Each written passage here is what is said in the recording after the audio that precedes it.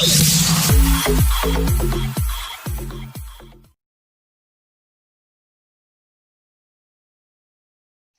bismillahirrahmanirrahim. Assalamualaikum warahmatullahi wabarakatuh.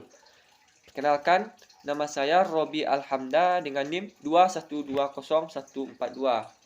Baik, dalam video kali ini saya akan menjelaskan atau membuat sebuah tugas ujian akhir saya dari mata kuliah Bahasa Indonesia dengan dosen pengampunya adalah Ibu Deswalantri MPD. Jadi dalam video kali ini saya akan menjelaskan jawaban-jawaban dan menjawab jawaban yang telah diberikan ibu tersebut. Yang pertama adalah coba Anda pahami dalam surat Yusuf ayat 100. Yang artinya, dan dia menaikkan kedua orang tuanya ke atas singgasana dan mereka semua tunduk bersujud kepadanya Yusuf. Dan dia yang Yusuf berkata, "Wahai ayahku, inilah takwil mimpiku yang dahulu itu. Dan sesungguhnya Tuhanku telah menjadikannya kenyataan. Sesungguhnya Tuhanku telah berbuat baik kepadaku ketika dia membebaskanku dari penjara dan ketika membawa kamu dari dusun. Setelah setan merusak hubungan antara aku dengan saudara-saudaraku, sungguh Tuhanku maha lembut terhadap apa yang dia kehendaki, dan sungguh dia maha mengetahui dan maha bijaksana." Baik, soal pertama adalah uraikanlah 3 upaya yang Anda lakukan untuk memahami makna dan tafsir ayat ini. Yang pertama yang kita harus pahami adalah kita harus mengetahui apa arti terjemah dalam surat Yusuf ayat 100 ini. Yang kedua, kita harus memahami isi terjemahan tersebut. Baru yang terakhir, kita harus memahami isi kandungan yang setelah kita baca terjemahan tersebut, baru kita tarik sebuah kesimpulan. Baik, dari masih pertanyaan pertama, dari bagian kedua, sebutkanlah 5 penggunaan tanda baca dan jelaskanlah fungsi kelima tanda baca tersebut. Yang ada dalam surat Yusuf ayat 100 tersebut adalah tanda baca yang pertama menggunakan tanda titik, yaitu fungsinya adalah sebagai penanda akhir dari rangkaian kalimat. Yang kedua, yang ada tanda baca dalam surat Yusuf tersebut adalah tanda koma. Ini adalah perinci dalam sebuah kalimat yang memiliki subjek, objek, dan keterangan. Dan selanjutnya atau yang ketiga adalah tanda kutip. Fungsinya untuk mengapit judul, rubrik, makalah, bab, dan lain sebagainya. Yang ketiga adalah, yang keempat adalah tanda seru. Ini fungsinya adalah sebagai kalimat perintah. Dan yang terakhir adalah tanda pisah. Ini fungsinya adalah sebagai pengapit keterangan tambahan dalam sebuah kalimat. Baik, kita lanjut ke pertanyaan selanjutnya. Masih dalam pertanyaan yang pertama, bagian yang ketiga, yaitu jelaskanlah semua penggunaan kata maha dan jelaskanlah fungsinya. Jadi dalam kata maha yang ada dalam surat Yusuf ayat 100 tersebut adalah fungsinya untuk sebagai unsur gabungan untuk merujuk kepada Tuhan dan diikuti oleh kata dasar, yaitu kecuali esa. Gabungan ditulis serangkai. Contohnya dalam kalimat tersebut dalam surat Yusuf, yaitu kata maha bijaksana, maha lembut, dan maha mengetahui. Jadi dari kata maha dengan mengetahui, maha dengan maha lembut, dan maha dengan bijaksana itu tidak dipisah atau digabungkan. Jadi segitulah dari pertanyaan dari nomor 1 yang telah saya jawab. Baik, kita lanjut dengan pertanyaan kedua, yang mana pertanyaan nomor 2 adalah pahami teks ini. Berikanlah pakaian hangat untuk saudara di bumi Syam. Dilengkaplah saudara di bumi Syam dengan bantuan pakaian hangat yang dihadapi dengan ekstrimnya cuaca musim dingin. Jadi pertanyaan yang pertama adalah uraikan yang Anda rasakan selesai membaca ini. Kemudian ungkapkan dengan jujur apa yang Anda lakukan sebagai wujud kepedulian kita terhadap muslim di bumi Syam. Yang pertama yang kita rasakan adalah di bumi Syam tersebut, kita tahu bahwasanya orang yang ada di bumi Syam tersebut sedang melanda sebuah bencana. Jadi orang tersebut melandani sebuah bencana, yaitunya adalah ekstrimnya cuaca musim dingin. Jadi orang di situ membutuhkan bantuan berupa pakaian dan kebutuhan lain-lain dan sebagainya. Jadi apa yang tingkah laku yang kita harus lakukan kepada orang yang ada di bumi Syam tersebut? Yang pertama yang harus kita lakukan adalah kita harus memberikan bantuan dan saluran pertolongan kepada orang yang di bumi Syam tersebut. Yang ininya berupa pakaian hangat, berupa kebutuhan pokok, dan lain sebagainya. Dengan begitu, orang yang ada di bumi Syam tersebut, kita dapat meringankan beban dari mereka tersebut.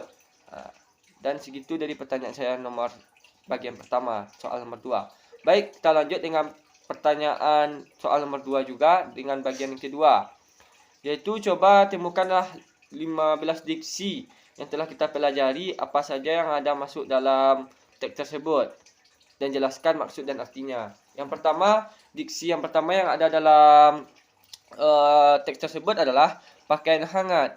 Jadi maksud dalam pakaian hangat tersebut berfungsi sebagai itu merupakan simbol atau sebuah bantuan benda-benda atau yang dibutuhkan orang di sana. Jadi simbol disebut dengan pakaian hangat. Dan selanjutnya diksinya itu dekap. Maksud dekap di sini adalah merupakan rangkul orang-orang tersebut atau berikanlah sebuah saluran bantuan. Dan selanjutnya diksi yang ketiga yakni ekstrimnya. Jadi kata ekstrim di sini merujuk kepada mengerikan atau berbahayanya tempat yang ada di Syam tersebut. Baik, itu pertanyaan saya dari bagian kedua dari soal nomor 2. Pertanyaan soal nomor 3 adalah, jelaskanlah dengan logika 5 alasan Anda sebagai bangsa Indonesia harus bangga terhadap bahasa Indonesia tersebut. Kemudian, jelaskan dan paparkan yang Anda lakukan untuk memelihara rasa bangga tersebut. Yang 5 alasan tersebut, yang pertama adalah kenapa kita harus bangga dengan bahasa Indonesia? Karena kita tinggal di Indonesia, kita harus banggalah berbahasa Indonesia. Alasan yang kedua, kenapa kita bangga berbahasa Indonesia? Karena bahasa Indonesia merupakan bahasa nasional yang ada di negara kita tersebut. Yang ketiga, kenapa kita bangga dengan bahasa Indonesia? Karena bahasa Indonesia merupakan bahasa untuk pemersatu semua wilayah atau daerah-daerah lainnya. Dan keempat, kenapa kita bangga dengan bahasa Indonesia? Karena bahasa Indonesia memiliki rasa keautentikan dan mudah dipahami oleh semua orang. Dan terakhir, kenapa kita bangga dengan berbahasa Indonesia? Adalah karena bahasa Indonesia merupakan bahasa Bhinneka Tunggal Ika, yang mana itu adalah alat pemersatu bangsa kita.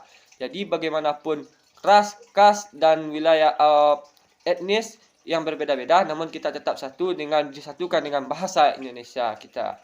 Baik, apa yang kita lakukan untuk bisa memelihara rasa bangga tersebut? Yang pertama, kita harus melestarikan, harus selalu mengucapkan bahasa Indonesia di dalam kehidupan kita sehari-hari. Yang kedua, janganlah kita selalu menghina bahasa Indonesia kita tersebut. Dan jangan kita bandingkan dengan bahasa-bahasa lainnya. Dan selanjutnya, bagaimana cara kita untuk lakukan untuk bahasa Indonesia? Kita harus bangga terhadap bahasa Indonesia tersebut. Dan juga kita harus melestarikannya dan tidak boleh memperburuk bahasa Indonesia tersebut. Dan jangan kita samakan dengan bahasa Indonesia lain. Dan jangan kita selalu terpaku dengan bahasa negara lain.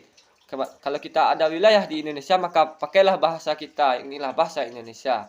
Sekian dari pertanyaan saya dari soal nomor 3. Kita lanjut dengan pertanyaan selanjutnya, yang ini adalah pertanyaan soal nomor 4. Pertanyaannya adalah, uraikanlah 4 persiapan untuk memenuhi tuntutan dalam dunia kerja dan jelaskan alasan persiapan tersebut. Baik, yang pertama, 4 persiapan tersebut adalah tiap tahun kebutuhan tenaga kerja lebih rendah dari 3 juta. Kenapa tiap tahun kebutuhan tenaga kerja itu lebih minim? Karena orang yang sudah tamat sarjana atau tamat SMA pasti mencari sebuah lowongan pekerjaan. Jadi kebanyakan orang yang ikut melamar pekerjaan, jadi orang yang dibutuhkan sangat sedikit. Jadi banyaknya orang setelah selesai sarjana atau tamat SMA yang menjadi pengangguran. Baik, selanjutnya persiapan yang kedua.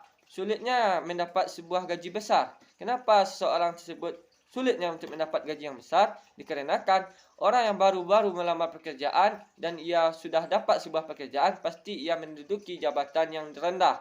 Jadi gajinya tersebut masih kecil.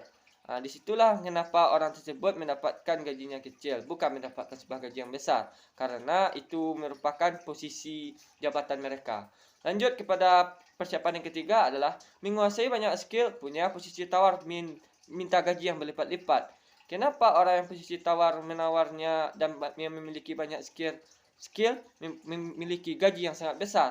Karena orang yang memiliki skill tersebut pasti ia akan menduduki posisi jabatan yang tinggi. Dengan begitu, ia bisa mendapatkan dengan gaji yang tinggi dan berlipat-lipat.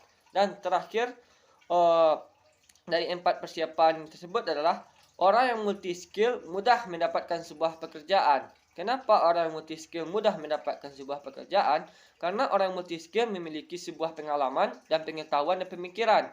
Jadi orang yang tidak memiliki multi skill atau yang mengandalkan sebuah tenaganya saja, dia akan menduduki atau sulit untuk mendapatkan sebuah pekerjaan. Jadi orang yang multi skill lebih mudah mendapat pekerjaan daripada orang yang memiliki tenaganya saja. Baik, itu dari pertanyaan saya dari soal nomor 4. Kita lanjut dengan pertanyaan soal yang kelima atau soal yang terakhir adalah ibu menyuruh kita bikin sebuah pidato singkat. Temanya bebas. Baik, saya mulai. Bismillahirrahmanirrahim. Assalamualaikum warahmatullahi wabarakatuh. Alhamdulillahillazi an'amana bi ni'matil imani wal islam. Asyhadu an la ilaha illallah wa asyhadu anna Muhammadan abduhu wa rasuluh. La nabiyya ba'da amma ba'du. Allahumma salli wa sallim wa barik ala sayyidina Muhammad wa ala alihi wa sahbihi ajma'in. Amma ba'du. Baik, awal kalam permulaan kata, marilah kita panjatkan puji beserta syukur kita kehadiran Allah Subhanahu wa taala, yang mana Allah telah melimpahkan rahmat dan kasih sayangnya kepada kita bersama sehingga kita dapat bisa mendengarkan pengajian dalam YouTube hari ini. Salawat beriringan salam, tidak lupa pula kita panjatkan puji beserta syukur kita kepada Nabi Muhammad sallallahu alaihi wasallam, yang mana beliau telah membawa kita dari alam kebodohan sehingga kepada alam yang sangat berilmu pengetahuan saat sekarang ini. Baik, tidak memperpanjang mukadimah, baiklah kita beri sebuah judul atau materi pada kali ini dengan judul kebahagiaan yang sebenarnya. Jadi apakah sudah mengetahui apakah itu bahagia yang sebenarnya? Jadi kita harus mengetahui bahagia. Bahagia tersebut kita tidak dapat ukur dengan harta, pangkat, dan segala kemewahan yang ada di duniawi ini. Tetapi sungguhnya kebahagiaan itu terletak kepada hati seseorang. Banyak orang yang kaya dengan harta, tetapi dengan kekayaannya itu tidak membuat hatinya menjadi tenang. Justru sebaliknya, menyibukkan dirinya untuk mengejar kekurangan. Karena berapapun harta, pangkat, dan jabatan yang ia miliki masih dia anggapnya kurang. Sebagaimana firman Allah dalam surat At-Takatsur yang ayat 1-2 yang berbunyi, Bismillahirrahmanirrahim. Alhaakumut takatsur hatta zurtumul maqabir. Sadaqallahul azim. Yang artinya, bermegah-megahan telah melalaikan kamu sampai kamu masuk ke dalam kubur. Itulah kebiasaan manusia dalam mengejar kekayaan. Mempunyai satu buah mobil, ingin bertambah 2. Mempunyai 2 buah mobil, ingin bertambah 3. Dan seterusnya.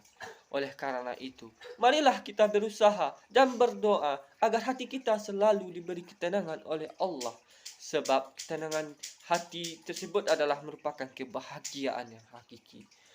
Sebagaimana Rasulullah Shallallahu Alaihi Wasallam bersabda, al-khina khina nafsi, kaya yang sebenarnya adalah kaya ketenangan di dalam jiwa tersebut. Kaum muslimin, kaum muslimat yang dirahmati oleh Allah. Jadi ketenangan jiwa merupakan salah satu anugerah Allah yang sangat berharga. Banyak orang yang menginginkannya, banyak orang ingin merindukannya, namun sedikit orang yang mendapatkannya. Hal ini disebabkan karena manusia lupa kepada zat penciptanya, lupa kepada zat yang memberikan kebahagiaan, dan lupa kepada zat yang memberikan ketenangan kepada siapapun yang dia kehendaki. Kaum muslimin, kaum muslimat yang dirahmati oleh Allah. Bagi orang yang menyadari hidup di dunia ini hanyalah sementara, semestinya ia harus giat untuk mencari bekal untuk persiapan dalam perjalanan menuju akhirat yang abadi. Sebab kita ibaratkan seorang musafir, ia dalam menempuh perjalanan jauh pasti ia memerlukan bekal sebanyak-banyaknya. Dengan perbekalan dan persiapan yang ia miliki, seorang musafir tersebut tiba di tujuan dengan selamat. Dengan begitu pula lah, hendaknya lah kita sebagai umat Islam dan umat Muslim, sebaiknya kita carilah bekal sebanyak-banyaknya dalam rangkaian perjalanan menuju akhirat. Dengan begitu, perbekalan yang kita bawa, insya Allah kita akan mendapatkan surganya Allah. Amin, amin ya rabbal alamin. Demikianlah hakikat kebahagiaan yang harus kita ketahui.